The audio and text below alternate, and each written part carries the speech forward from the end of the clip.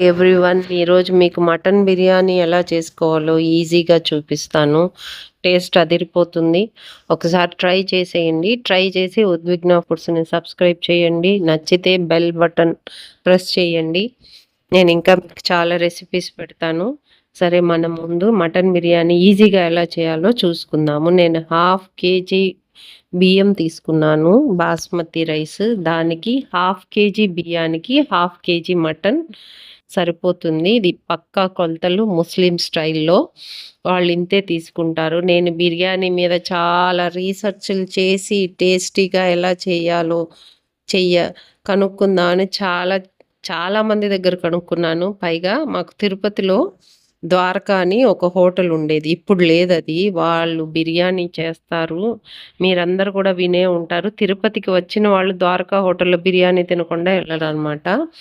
మటన్ని 1/2 KG మటన్ని శుభ్రంగా 2 సార్లు కడిగేసుకొని, ఇట్లా 1 స్పూన్ పసుపు, 1 స్పూన్ కారము, 1 స్పూన్ ధనియాల పొడి, కొంచెం ఉప్పు వేసి కొన్ని నీళ్లు, మటన్ ఉడికేటట్లు కొన్ని నీళ్లు పోసి 3 విజిల్స్ కుక్కర్ పెట్టేసుకోవాలి.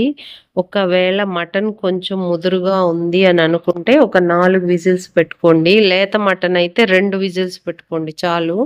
నేను మీడియంగా ఉన్న మటన్ తెచ్చుకున్నాను, సో 3 విజిల్స్ పెట్టాను.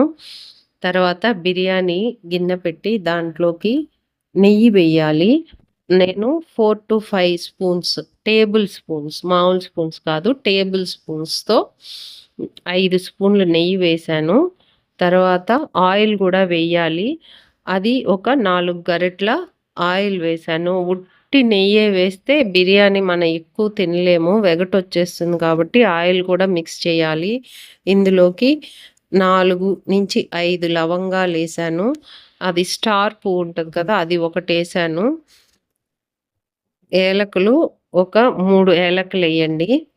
తర్వాత బిర్యానీ ఆకుని తీసుకొని, ఇది సోంపు, నేను చేత్తోనే వేసేస్తా అన్నాను, మీరు ఒక 1 టేబుల్ స్పూన్ సోంపు వేసుకోండి. ఇవన్నీ బాగా ఏగిన తర్వాత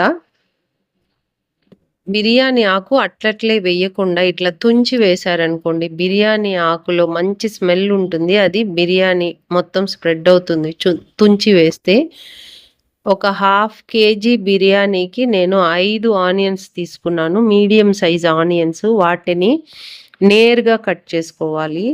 కట్ చేసుకొని ఆ మసాలా దినుసులు కొంచెం ఏగిన తర్వాత ఆనియన్స్ వేసేసేయండి. ఆనియన్స్ ఏగిన తర్వాత పుదీనా వేయాలి. పుదీనా, ఒక కట్ట పుదీనాలో నేను ఒక 25% పుదీనా తీసుకొని, ఎక్కువ పుదీనా వేసినా కూడా టేస్ట్ ఉండదు, మళ్ళీ ఆకులే ఉంటుంది అన్నం మొత్తము. కొంతమంది పేస్ట్ చేసేస్తారు, అట్లా కూడా వేయచ్చు. నేను ఇట్లా ఆకులుగానే వేస్తా అన్నాను. ఈ ఆనియన్స్, పుదీనా బాగా బ్రౌన్గా వచ్చేదాకా వేపాలి. నేను ఈ గ్లాస్తో 2 గ్లాసెస్ బాస్మతి బియ్యం వేసుకుంటా అన్నాను. ఇది ఒక గ్లాస్ వచ్చి 250 గ్రామ్స్. సో 2 గ్లాసులు బియ్యం, 1/2 కేజీ. మనం బాస్మతి రైస్కి ఆయిల్ తక్కువ వేయాలి కాబట్టి ఇంకొక 25% రైస్ ఎక్స్ట్రా వేసినాను. అప్పుడు మనం కరెక్ట్గా 4 గ్లాసెస్ నీళ్లు వేసుకోవచ్చు. ఇది అల్లం వెల్లుల్లి పేస్టు ఇంత కొంచెం వేసుకొని, ఇందులోకే పచ్చిమిరపకాయలు కూడా వేసేస్తా అన్నాను. ఒక 4 నుంచి 5 పచ్చిమిరపకాయలు వేయాలి.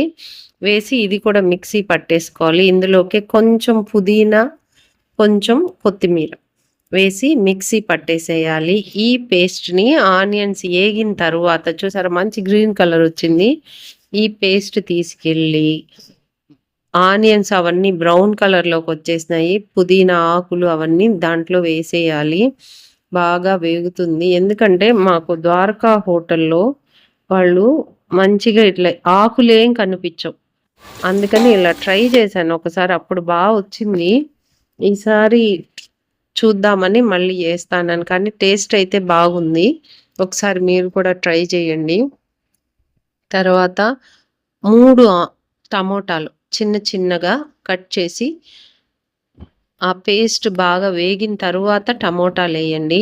అడుగంటకుండా సిమ్లోనే పెట్టండి బిర్యానీ గిన్నెని, లేకపోతే అడుగంటిపోతుంది. మూత పెట్టేసేయండి. టమోటాలు బాగా మగ్గాల. ఇంత లోపలికి మటన్ చూసారా బాగా ఉడికింది. దీన్ని ఈ టమోటా, ఆనియన్స్ బాగా వేగినాయి కదా! ఓన్లీ మటన్ ముక్కల వరకే తీసి దాంట్లో వేసేయాలి. ముక్కలన్నీ తీసి దాంట్లోకి వేసేసి ఆ ఉడకబెట్టిన నీళ్లుంటాయి కదా! అవి పక్కకి తీసుకోవాలన్నమాట. ఎందుకంటే దీంట్లో 4 గ్లాసెస్ వాటరేయాలి. మళ్ళీ కారము, ధనియాల పొడి, పసుపు వేసుకోండి. ఆల్రెడీ మనం మటన్ ఉడకపెట్టిన వాటర్ ఉంటుంది. దాంట్లో కారం ఏసున్నాం, ఉప్పేసున్నాం. దాన్ని చూసుకొని ఇక్కడ మటన్ ముక్కల్లో వేసుకోవాలి.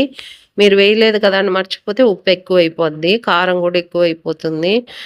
ఇవన్నీ వేసి కొంచెం మటన్‌ని మూతపెట్టి మగ్గనియాలి. మగ్గనిచ్చిన తర్వాత ఒక కప్పు పెరుగు. పెరుగేస్తే కొంచెం టేస్ట్ బావుంటుంది. ఒకసారి ట్రై చేయండి. ఇంత దాకా పెరుగు ఎయ్యని వాళ్ళు ట్రై చేయండి. మళ్ళీ గరం మసాలా 2 స్పూన్లు వేయండి. మీరు ఏదైనా గరం మసాలా తీసుకోవచ్చు. అంటే బిర్యానీ మసాలా. గరం మసాలా కంటే బిర్యానీ మసాలా అని సెపరేట్‌గా అమ్ముతారు కదా! బయట షాప్‌లోది మనం సొంతంగా చేసే బిర్యానీ మసాలా నాకు తెలీదు. ఇది బయట షాప్‌లో బిర్యానీ మసాలానే. అదొక 2 స్పూన్‌లేసి బాగా మళ్ళీ ఆయిల్ ఇట్లా పైకొచ్చేదాకా కొంచెం మగ్గనివ్వాలి. మగ్గిన తర్వాత ఒకసారి కలిపేసి 2 గ్లాసులు 2 1/4 గ్లాస్ తీసుకున్నాను కదా! అంటే వాటర్ పోయడానికి బిర్యా బిర్యానీ రైస్ మొత్తం ఈ మసాలాలో కలిపేసేయాలి ఇట్లా. అప్పుడు మసాలా అంతా రైస్‌కి పడుతుంది. మనం ఉట్టి రైసే వేస్తా అన్నాం కాబట్టి మూత పెట్టేసేయాలి. ఒక 2-3 మినిట్స్ ఎక్కువ సేపు ఉంచకూడదు. తర్వాత తీసి ఆ ఉడకబెట్టుకున్న బ్రాత్ ఉంది కదా! నీళ్ళు మటన్ ఉడకబెట్టుకుని దాన్ని కూడా కౌంట్ చేసి దాంతో పాటి ఇంకో 2 గ్లాసుల నీళ్ళు. మొత్తం 4 గ్లాసులు. 2 1/4 గ్లాసు బిర్యానీ రైస్ తీసుకుంటే 4 గ్లాసులు నీళ్లు పోసాను. 1/4 గ్లాస్ తగ్గిచ్చేసాను. మళ్ళీ దీంట్లో ఒక హాఫ్ నిమ్మకాయ పిండాలి నీళ్ళలో. అప్పుడు అన్నం పొడి పొడిగా వస్తుంది మనకి. ఇట్లా ముద్దగా కాకుండా. మళ్ళీ ఈ టైంలోనే కొంచెం నెయ్యి యాడ్ చేసుకోవాలి. ఉప్పు చూసుకోవాలి. ఉప్పు తగ్గిపోతే కొంచెం ఉప్పు. నేను రాళ్ళ ఉప్పే వాడతాను. సాల్ట్ వేస్తే అంత టేస్ట్ రాదు కాబట్టి వంటలకి ఆల్మోస్ట్ నేను రాళ్ళ ఉప్పే వాడతాను.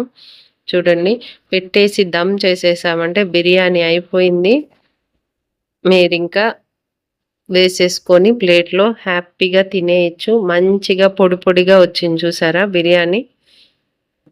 ఇది మనము చక్కగా తినేయొచ్చు. మీరొకసారి ట్రై చేసి ఈ బిర్యానీ ఎలా ఉంది అనేది దమ్ చేయాలి. దమ్ చేయడానికి మూత పెట్టి పైన ఏదైనా బరువు పెట్టండి. సిమ్‌లో పెట్టేసేయండి. లాస్ట్ ఒక 10 మినిట్స్ సిమ్‌లో పెట్టేస్తే బాగా పొడి పొడిగా వస్తుంది. ఎట్లైనా కింద కొంచెం అడుగు మాడుతుంది. అడుగు మాడకుండా ఉండాలంటే బాండీలు పెట్టండి.